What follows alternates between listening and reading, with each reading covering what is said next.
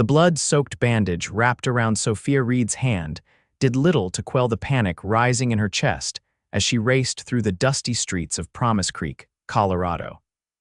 It was 1876, and the small frontier town was just waking up to another sweltering July morning. The bleeding wouldn't stop, and Sophia knew she needed help fast. The kitchen knife had slipped while she was preparing breakfast at the boarding house where she worked, slicing deep into her palm.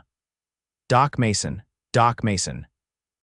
She called out, bursting through the door of the town's only medical office, startling the elderly physician who was organizing his supplies for the day. "Good heavens, child, what's happened?" Dr. Mason exclaimed, immediately guiding her to a wooden examination chair. "Cut myself something awful," Sophia managed, her 23-year-old face pale beneath her chestnut hair that had come loose from its pins during her desperate dash through town. The doctor worked quickly, cleaning and stitching the wound with practiced hands. "You're lucky, Miss Reed. A little deeper and you might have lost the use of some fingers." Sophia nodded gratefully, her breathing steadying as the bleeding stopped. She'd only been in Promise Creek for 3 months, having traveled west from Boston after her parents' passing left her alone in the world. The boarding house job provided room and board, but little else, certainly not enough to pay the doctor. "I don't have much money, but we'll sort that out later," Dr. Mason said kindly, finishing the bandage, but his expression changed as he examined her more closely. "You're looking mighty peaked, Miss Reed, and not just from this cut. Have you been feeling unwell?" Sophia hesitated. The truth was, she had been feeling ill for weeks, exhausted, dizzy, with strange pains that came and went. She'd blamed it on the adjustment to frontier life, the hard work, the change in climate. But deep down, she feared something worse. "I've been a bit under the weather," she admitted finally.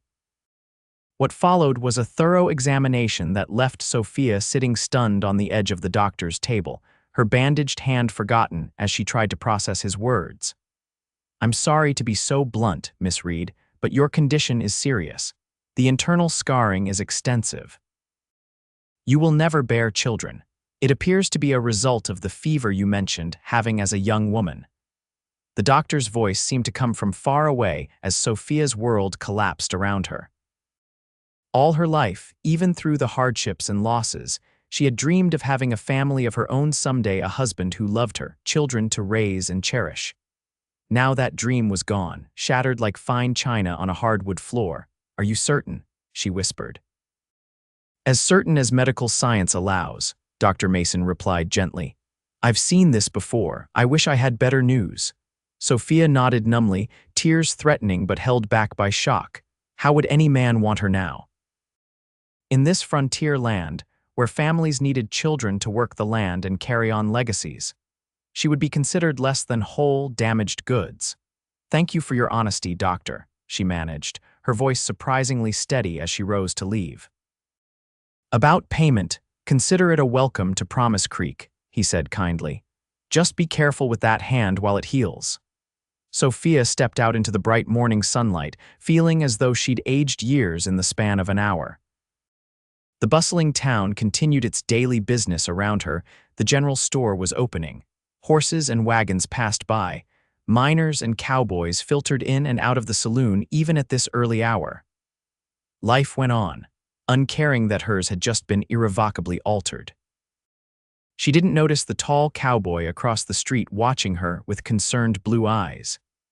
Liam Hawkins had just arrived in town leading a string of horses to sell, dust still clinging to his denim and leather, his dark blonde hair tucked under a worn Stetson. He'd seen the pretty young woman rush into the doctor's office, blood staining her apron, and had found himself waiting to see if she emerged all right. When she did, the devastation on her face was plain to see, even from a distance. Something more than a simple injury had happened in that doctor's office, and for reasons he couldn't explain, Liam felt a pull toward this stranger and her sorrow. But Sophia didn't see him. Head down, she made her way back to the boarding house, her steps leaden, her future suddenly as barren as she now knew her womb to be. Mrs. Holloway, the owner of the boarding house, clucked disapprovingly when Sophia returned. "That hand will slow you down, girl. I need all the help I can get with the new boarders arriving." "New boarders," Sophia asked, grateful for any distraction from her thoughts. Horse trader and his partner. They'll be staying a spell while they do business in town. Now get changed and help me prepare the rooms. That bandage doesn't stop you from making beds. Sophia nodded, pushing her personal tragedy aside. Work had always been her salvation, the way she moved through difficulties. It would have to serve her now. Later that afternoon, as she struggled to change linens with her injured hand, the door to the boarding house opened. Sophia heard Mrs. Holloway's welcoming voice, followed by deep male responses. The new boarders had arrived.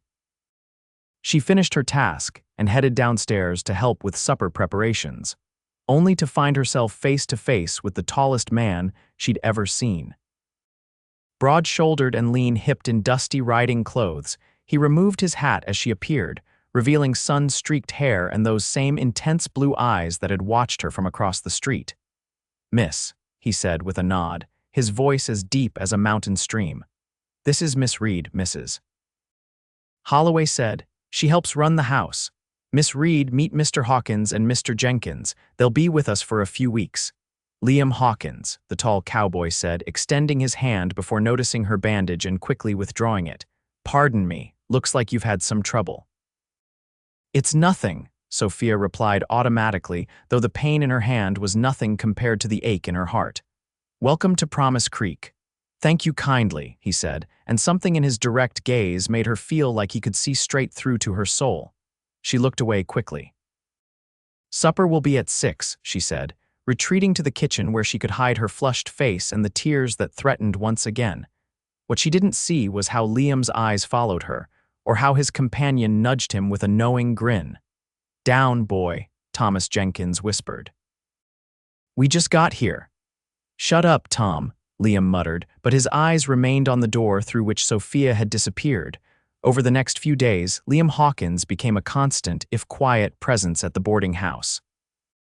While his partner handled much of their horse trading business in town, Liam often returned early, finding small ways to be helpful around the house, fixing a loose railing on the porch, repairing a shutter that banged in the wind, carrying heavy buckets of water from the well when he saw Sophia struggling with her injured hand.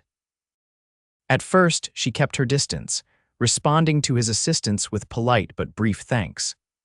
The doctor's words echoed in her mind constantly, a cruel reminder that she had nothing to offer a man like him or any man.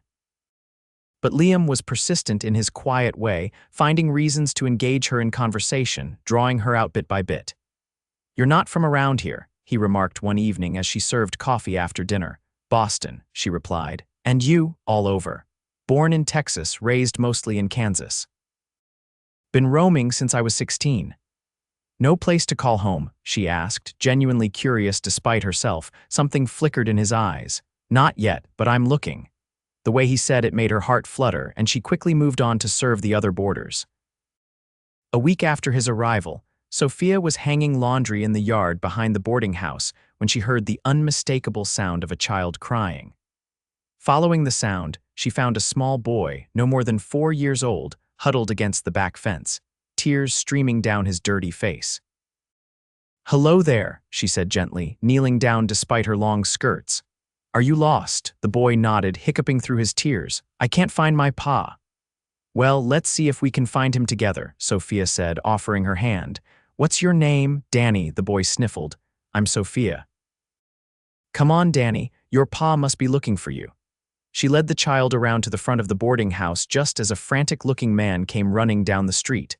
"Danny, thank God," he cried, sweeping the boy up in his arms. "Found him behind the boarding house," Sophia explained.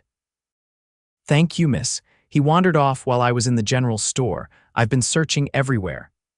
"Children have a way of finding adventure," she said with a smile that didn't quite reach her eyes. As the grateful father carried his son away, Sophia remained on the porch, watching them go with a longing so intense it was almost physical pain. She would never know that, feeling a child of her own blood in her arms, looking up at her with trust and love. "You're good with him," came Liam's voice from behind her. Sophia startled. She hadn't heard him approach. "He was just lost and scared. Anyone would have helped." "Not everyone has the touch," Liam said, moving to stand beside her. "Some folks don't know what to do with little ones." do you?" She asked, surprising herself with the personal question. He smiled, a warm, genuine expression that transformed his weathered face. "I have 5 younger siblings. Helped raise most of them after my ma died, so yeah, I reckon I do all right with children." The revelation brought fresh pain. Here was yet another reason why a man like Liam Hawkins would never look twice at her once he knew the truth. A man who was good with children would surely want his own. That's nice," she managed, turning away. "Excuse me, I need to finish the laundry." She fled back to the yard, cursing the tears that spilled down her cheeks. She needed to guard her heart better. These feelings for the kind cowboy would only lead to more heartbreak. That evening, a summer storm blew in from the mountains, bringing torrential rain that battered the boarding house and sent everyone to bed early. Sophia lay awake in her small room off the kitchen, listening to the thunder and trying to ignore the hollow feeling in her chest. A crash from the yard sent her bolting upright. Throwing a shawl over her nightgown, she grabbed a lantern and hurried outside to find the clothesline had collapsed, sending freshly washed linens into the mud. "No, no, no," she moaned, rushing into the downpour to salvage what she could. "Mrs. Holloway would be furious." "Miss Reed," Liam's voice carried over the storm. He appeared at her side, already soaked to the skin, wearing only his trousers and an unbuttoned shirt. "What are you doing out here?" "The laundry," she explained, gathering sodden sheets. "Mrs. Holloway will have my hide." Without another word, he began helping her, his large hands quickly collecting the mudded linens. They worked together in the pouring rain until everything was gathered. "This is all ruined," Sophia said miserably as they stood dripping in the kitchen. "Nothing a good washing won't fix," Liam reassured her, pushing wet hair from his face. In the lantern light, with his shirt clinging to his broad chest, he looked like something from a dream. "Though you might catch your death if you don't get dried off." She became acutely aware of her own state nightgown plastered to her body, hair hanging in wet ropes down her back. Heat flooded her face. "Thank you for your help," she said stiffly, clutching the wet linens to her chest like a shield. He studied her for a long moment, then nodded. "Anytime, Miss Reed, anytime at all." As he turned to go, she called after him, "Sophia, my name is Sophia." He looked back, a slow smile spreading across his face. "Good night then, Sophia." Long after he'd gone, she stood in the kitchen, her body cold and wet, but something warm and dangerous unfurling in her heart. The next morning, Mrs. Holloway was indeed furious about the laundry, but was somewhat mollified when Liam offered to fix the clothesline properly, making it sturdier than before. "That Mr. Hawkins is a handy one to have around," Mrs. Holloway remarked as she and Sophia worked to rewash the mudded linens. "And not hard on the eyes either."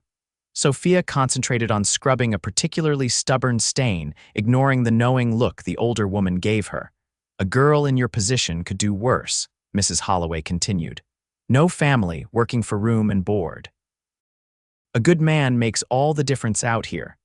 "I'm not looking for a husband," Sophia said firmly. "Weren't suggesting you were, just making an observation." Mrs. Holloway paused in her work. "Though I wonder why not, pretty young thing like you." "Because no man wants a barren wife," Sophia thought bitterly. But she kept her silence, allowing Mrs. Holloway to assume what she wished. Outside, Liam worked shirtless in the summer heat, hammering and securing the new clothesline posts.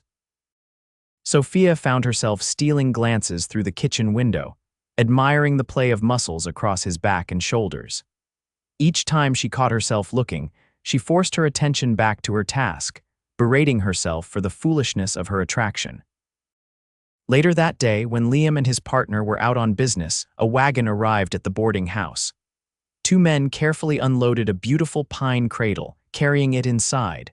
"Delivery for Mr. Hawkins," one announced. "Mr. Hawkins," Sophia repeated, confused. "I think you have the wrong address." "Tall fellow, blonde hair. Ordered this 2 days ago from the carpenter. Said to bring it here."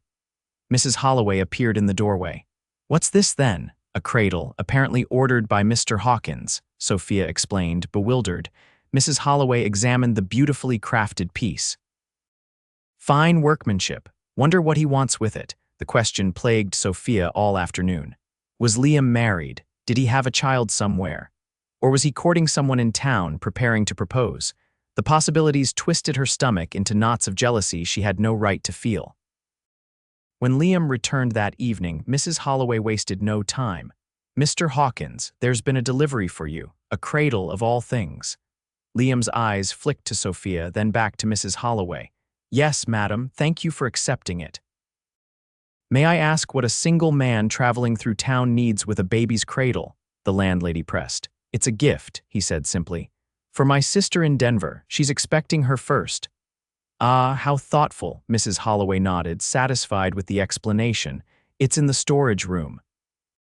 Later, as Sophia was bringing fresh towels upstairs, she encountered Liam in the hallway outside his room.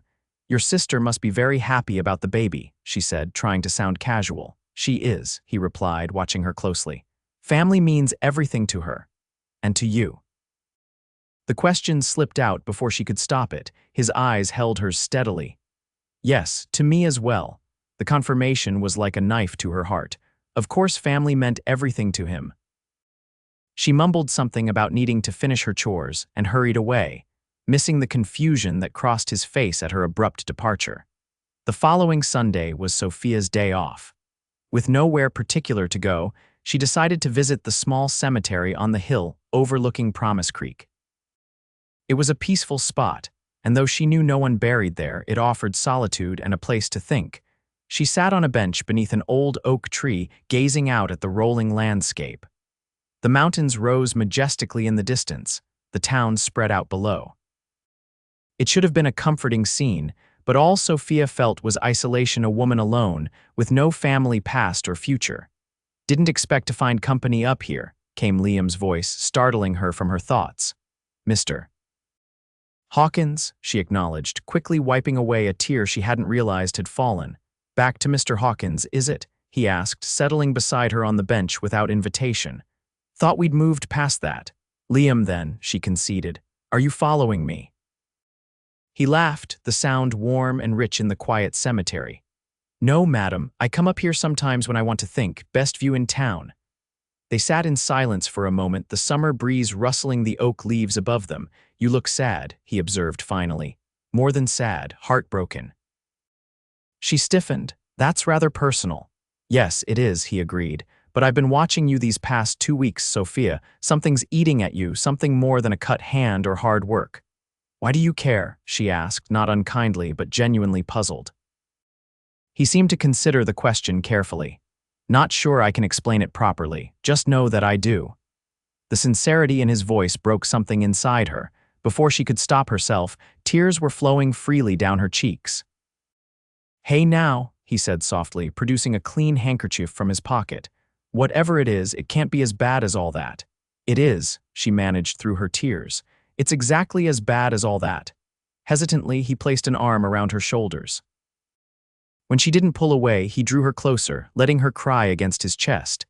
They remained that way for several minutes, his hand gently stroking her back until her sobs subsided. "Want to tell me about it?" he asked quietly. She pulled back, wiping her eyes. "No, yes, I don't know." She took a deep breath. "It doesn't matter anyway. You're leaving soon." "Not necessarily," he said, surprising her. "My business here might keep me around longer than I thought." Hope flared briefly in her chest, then died. What was the point? The truth would come out eventually, and then whatever interest he had in her would vanish. "The day you arrived," she began slowly, "when you saw me coming from the doctor's office, I received some news." He nodded, waiting patiently for her to continue. "He told me I can never have children. There was damage from a fever I had years ago." The words came out in a rush, as if saying them quickly would somehow lessen their impact. "I will never be able to bear a child." She waited for the polite sympathy, the awkward withdrawal that would surely follow. Instead, Liam was quiet, his expression thoughtful. "That's a heavy burden to carry alone," he said finally. "It's not just that," she continued, the dam broken now. "Out here, what man would want a wife who can't give him children, who can't help build a family, work the land, create a legacy?" Her voice broke. "I'm broken, Liam, incomplete." His expression changed then, a flash of something like anger crossing his features. "Don't say that, don't ever say that." The intensity of his response surprised her into silence. "You're not broken, Sophia, you're not incomplete." His hand found hers, engulfing it in his larger one. A person's worth isn't measured by whether they can have children. In theory, perhaps, but in reality, he interrupted, a good man, a man worth having would see beyond that, would see you. She shook her head. You don't understand what it's like to have the one thing that makes you a woman taken away. Is that what you think? He asked gently. That motherhood is what makes you a woman. What about your kindness, your strength? The way you handle that lost boy last week, or manage this boarding house, or face each day carrying this secret sorrow. His words touched something deep inside her, but she was afraid to believe them. You say this now, but nothing, he said firmly. I know what I'm saying, Sophia. And I know what I see when I look at you. The way he was looking at her now made her breath catch. There was admiration there, and something more, something that looked dangerously like desire. Why are you being so kind to me? She whispered. His thumb traced small circles on the back of her hand. Because from the moment I saw you walking out of that doctor's office, I haven't been able to get you out of my mind. Because every day since, I've found another reason to admire you. And because I think, if you'd let me, I could care for you very much, Sophia Reed, her heart hammered in her chest. You don't know me. I'd like to, he said simply, if you'll give me the chance. Before she could respond, the church bell rang in the distance, signaling the start of evening services. We should head back, she said, suddenly aware of how long they'd been alone together and what people might think. He nodded, standing and offering his hand to help her up. Will you think about what I said? She looked up at him, this cowboy who had appeared in her life like a character from a dime novel, yet spoke words that reached into her soul. I will. That's all I ask, he said, and together they walked down the hill toward town, something fragile and new growing between them. Over the next week, Liam courted Sophia with a deliberate gentleness that broke down her defenses piece by piece. It wasn't grand gestures, though he did bring her wildflowers picked from the meadow outside town, but rather consistent kindness and attention that wore away at her resolve to keep him at a distance. He found reasons to assist her with her chores, volunteered to escort her on errands, and engaged her in long conversations on the porch after the other boarders had retired for the evening. They spoke of books they'd read, places they'd seen, dreams they'd had. She learned that, beneath his rugged exterior, was a thoughtful man who'd educated himself through reading whenever he could, who loved music, though he couldn't play, who believed in treating people fairly regardless of their station or background. In turn, she shared stories of her childhood in Boston, her parents' encouragement of her education, her journey west after their passing. She found herself laughing more in his company, the weight of her secret gradually becoming lighter as he continued to treat her with the same respect and growing affection, despite knowing the truth about her condition. My partner's heading back to Kansas tomorrow, Liam told her one evening as they sat on the porch swing, watching fireflies blink in the gathering dusk. He's taking most of the horses with him. And you, she asked, her heart quickening, will you be going as well? No, he said, his hand finding hers in the dim light. I've decided to stay in Promise Creek, for a while at least. Because of your business, she asked, needing to hear him say it. He turned to face her fully. Because of you, Sophia, I think you know that. The admission hung between them, fragile and powerful. She did know it, had seen it in his eyes, felt it in his touch, heard it in his voice when he spoke her name. People will talk, she said softly, about us. Let them, he replied, his fingers intertwining with hers. I don't care what anyone thinks except you. And what do you think I think? She asked, her voice barely above a whisper. His free hand came up to brush a strand of hair from her face. I think you're scared, of getting hurt, of letting yourself believe this could be real. His eyes held hers intently. I think you feel something for me, but you're afraid to trust it. The truth of his words struck her like a physical blow. Yes, she admitted, to all of it. I'm not going to hurt you, Sophia, he promised, and I'm not going anywhere. You can't know that, she argued. Life has a way of taking what you love. Is that what your parents taught you? He challenged gently. To fear loss so much you won't risk love? No, she conceded. They loved completely despite knowing loss was possible. Then honor them by doing the same, he said, leaning closer. Take the risk, Sophia. With me.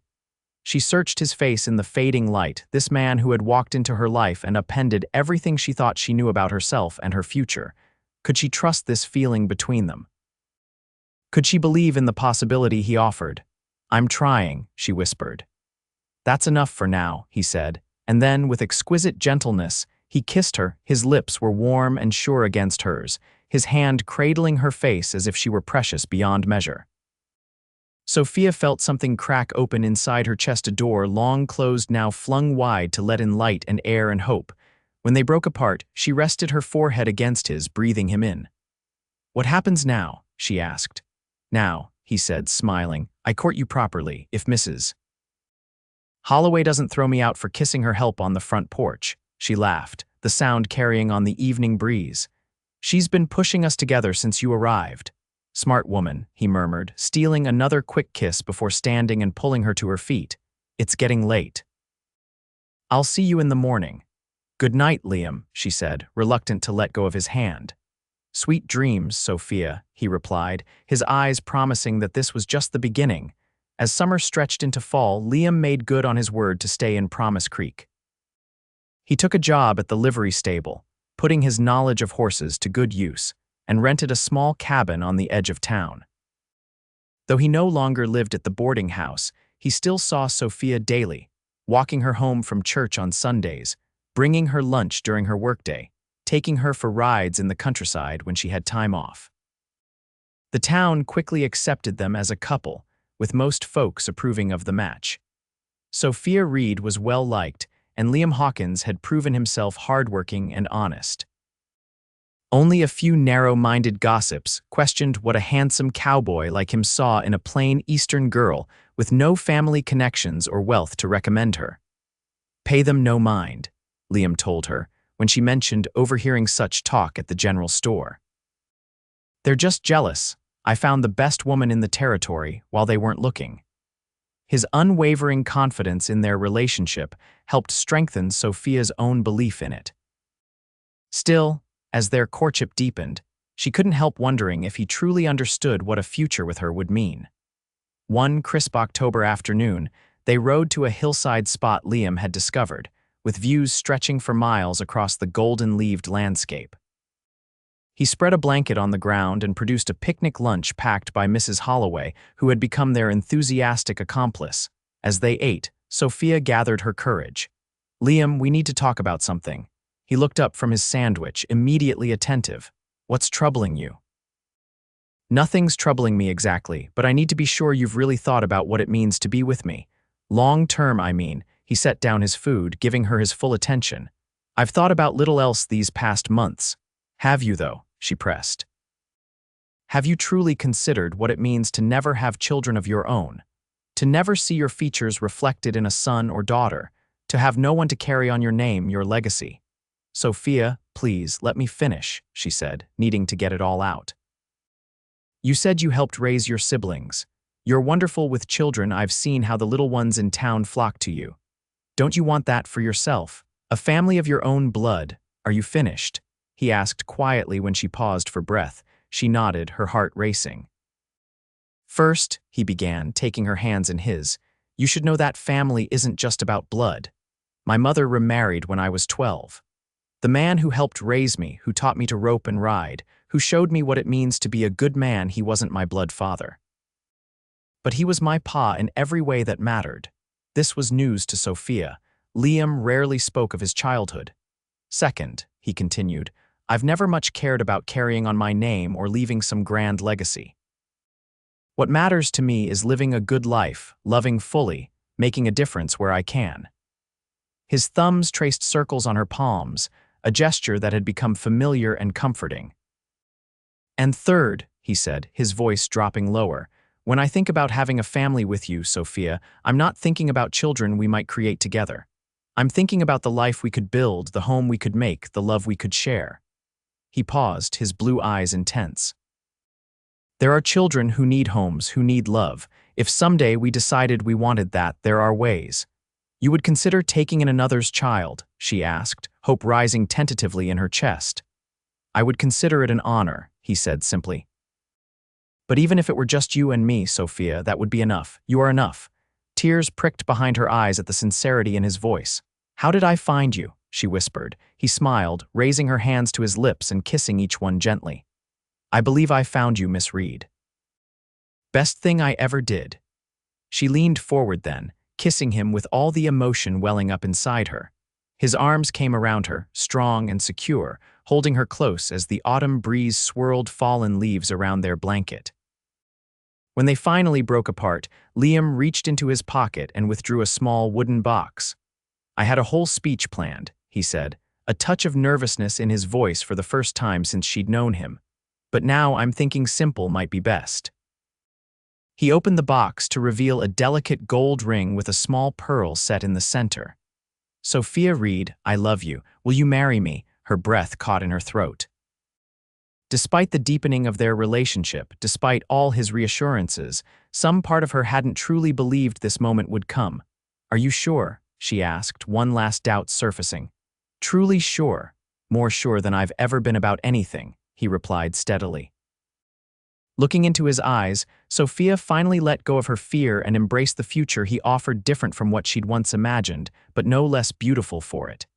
"Yes," she said, her voice strong and clear. "Yes, Liam Hawkins, I will marry you." His smile was radiant as he slipped the ring onto her finger. It fit perfectly, as if it had been made for her hand alone. "It was my grandmother's," he explained. "My ma gave it to me before she passed, said to save it for when I found the right woman."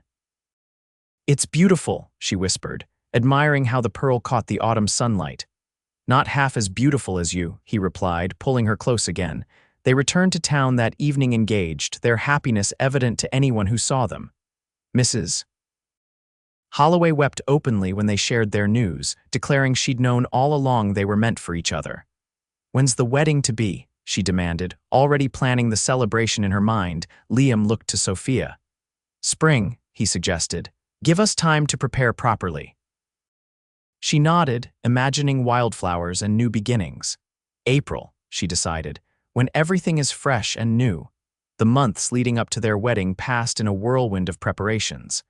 Liam worked extra hours at the livery, saving every penny to build their future. He'd purchased a small plot of land just outside town, with plans to build a proper house over time. For now, his cabin would serve as their first home. Sophia continued at the boarding house, but also took on sewing work, creating her own wedding dress with fabric ordered specially from Denver. Mrs. Holloway insisted on hosting the wedding reception at the boarding house, declaring it only fitting since that was where their love story began. As winter settled over Promise Creek, bringing snow and cold winds, Liam's work at the livery slowed. He used the extra time to make improvements to the cabin, adding shelves for Sophia's books, a larger bed frame, and a rocking chair for the porch where they could watch the sunset together. One snowy December afternoon, Sophia arrived at the cabin to find Liam in the small back room, surrounded by wood shavings, working intently on something she couldn't quite see. "What are you doing?" she asked, brushing snow from her cloak. He startled, quickly covering his project with a cloth.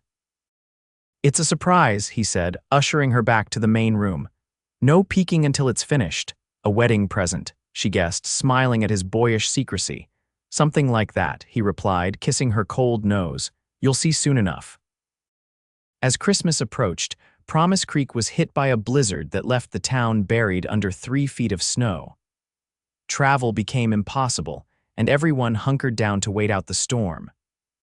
Sophia worried about Liam, alone in his cabin, but he appeared at the boarding house door on Christmas Eve, snow-covered but grinning, carrying a small fir tree and presents. "Thought we should celebrate properly," he declared, stamping snow from his boots. Mrs. Holloway insisted he stay the night rather than risk the journey back through the drifts, setting up a cot in the parlor near the fire. They decorated the little tree with paper stars Sophia had cut, strung cranberries, and a few precious glass ornaments Mrs. Holloway had brought from back east years ago. That night, after the other boarders had retired and Mrs. Holloway had gone to bed with a knowing wink, Sophia and Liam sat together before the fire, enjoying a rare moment of privacy. "I have something for you," Liam said, retrieving a package from beneath the tree. Wasn't planning to give it to you until spring, but it seems right somehow tonight." Sophia unwrapped the gift carefully, gasping when she saw what lay within. It was a miniature cradle, exquisitely carved from pine, a perfect replica of the full-sized one he'd ordered months ago. "Liam," she whispered, running her fingers over the smooth wood.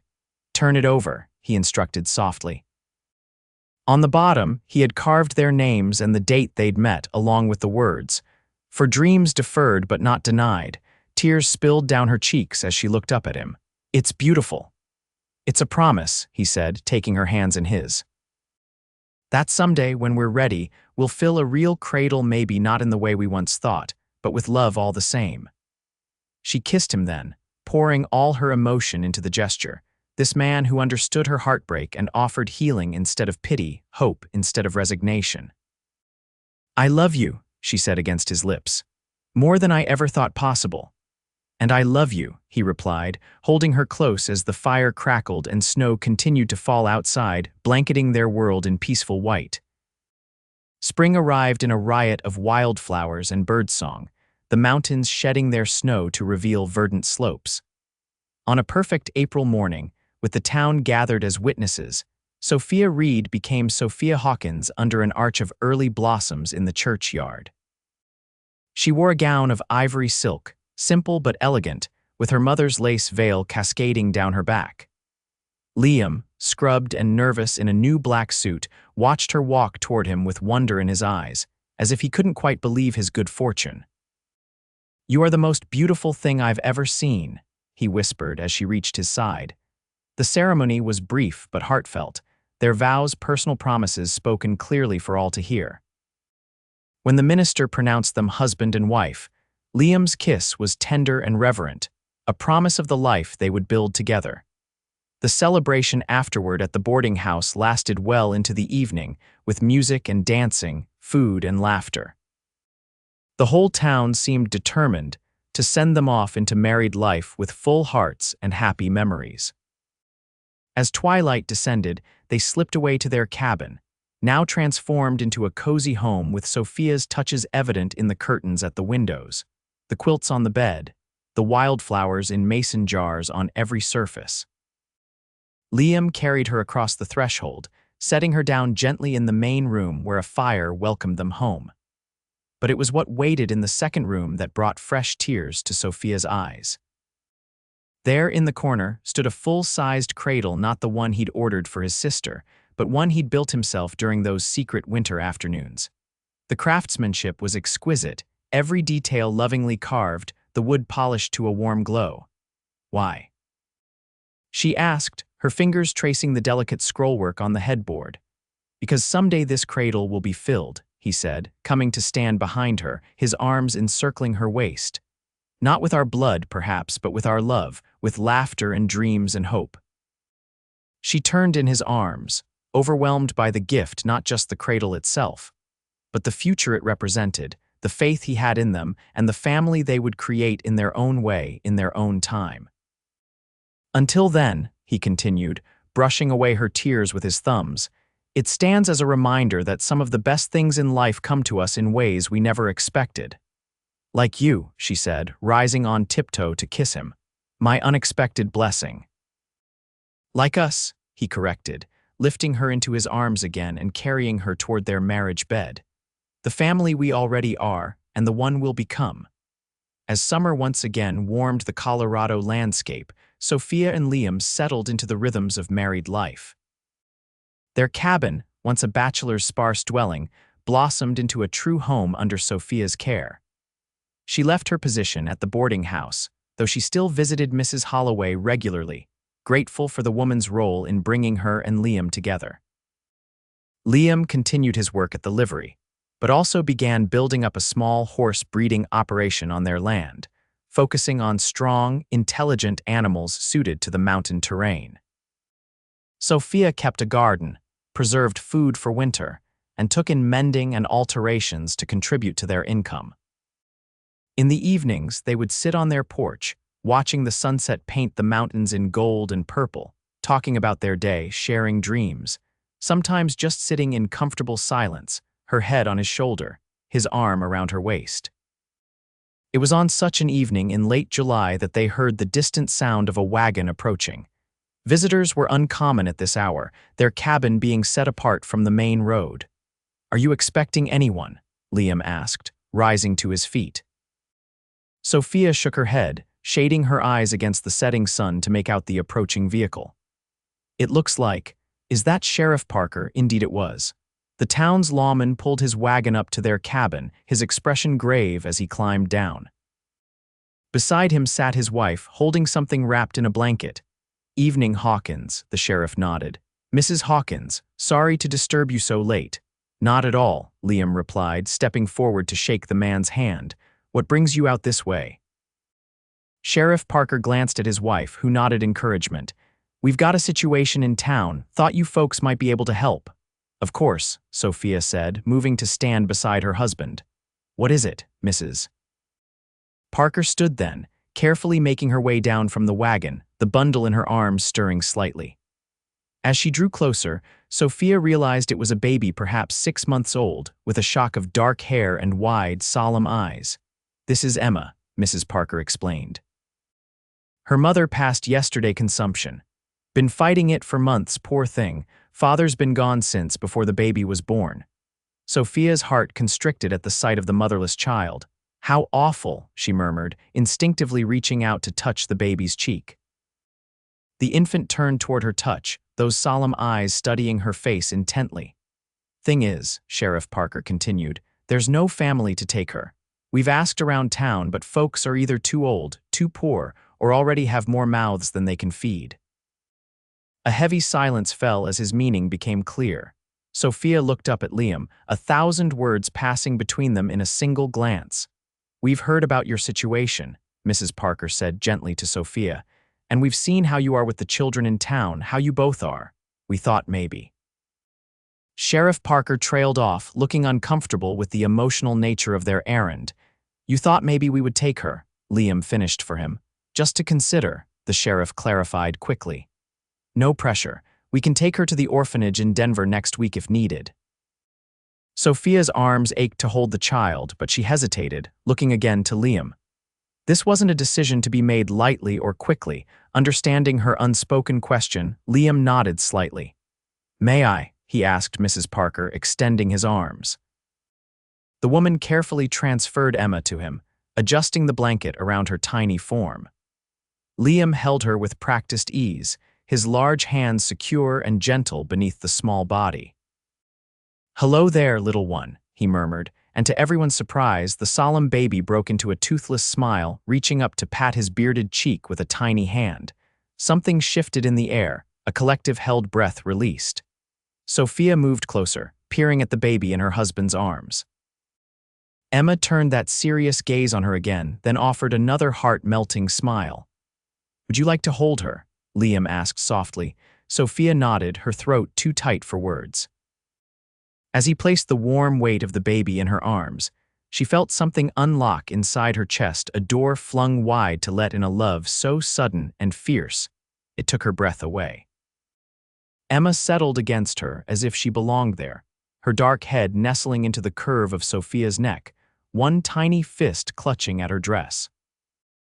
"We'll need some time to discuss this," Liam told the Parkers, though his eyes, fixed on his wife and the child she held, suggested the decision was already made. "Of course," Sheriff Parker nodded. "We can come back tomorrow, or you can let us know in town." "She'll need things," Sophia said, her practical nature asserting itself through the emotional fog. "Clothes, diapers, milk." "We brought what her mother had," Mrs. Parker said, indicating a small trunk in the wagon. "It isn't much, but it should last until you decide. Until you decide." As if there was truly a choice to be made, now that Emma was in her arms, now that she'd felt the perfect weight of her, breathed in the sweet scent of her hair, witnessed the trust in those dark eyes. After the Parkers left, promising to return the next day, Sophia and Liam sat together on the porch swing, Emma sleeping peacefully between them.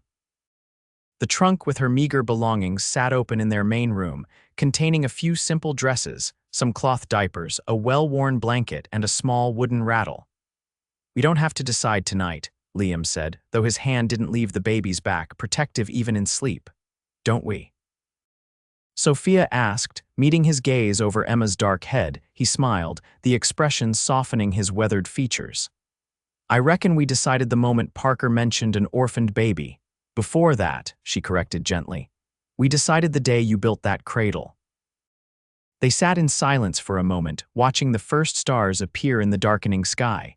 It won't be easy, Liam said eventually. We're just starting out ourselves. Nothing worthwhile ever is, Sophia replied, but we have love to spare, a roof over our heads, food on the table. What more does a child need, really? A family, he said simply.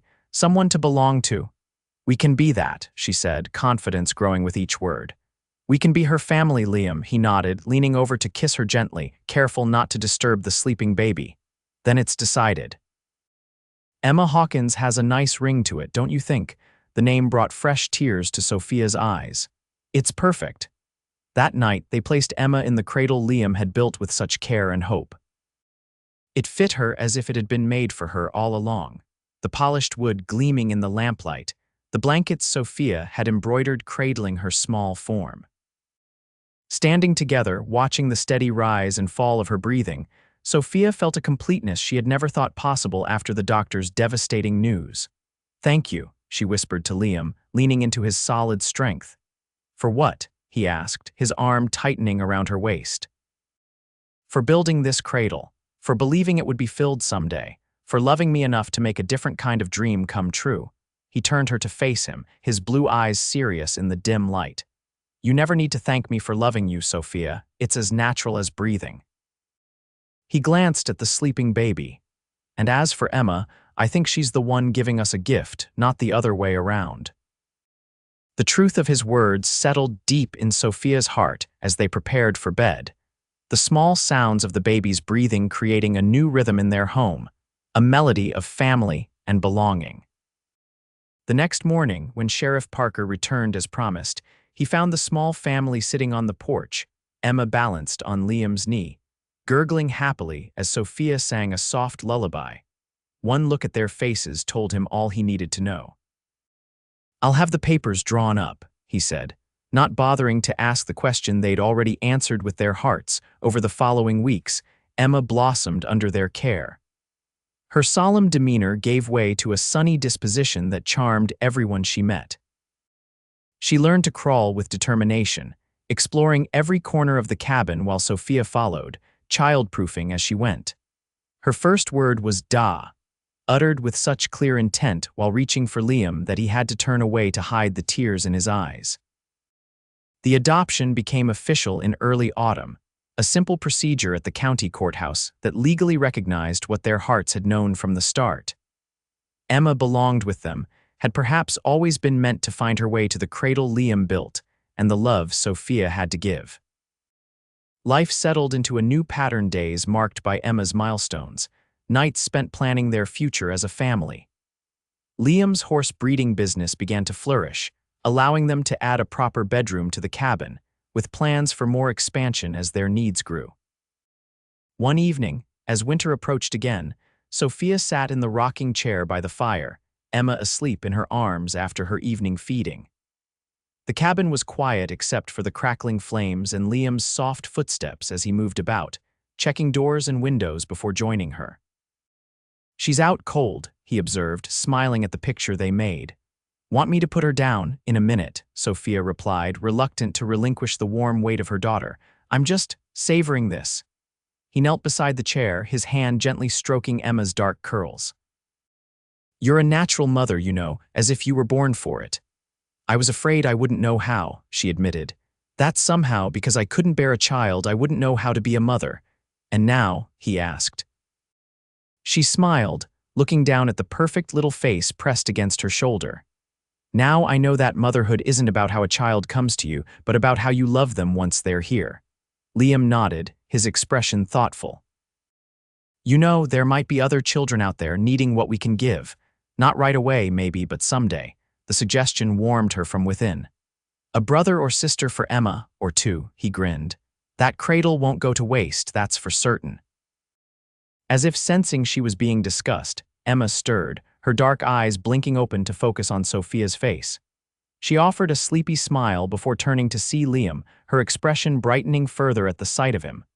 "Da," she said clearly, reaching for him with complete trust. "Hello, sunshine," he replied, taking her small hand in his much larger one. "Having good dreams."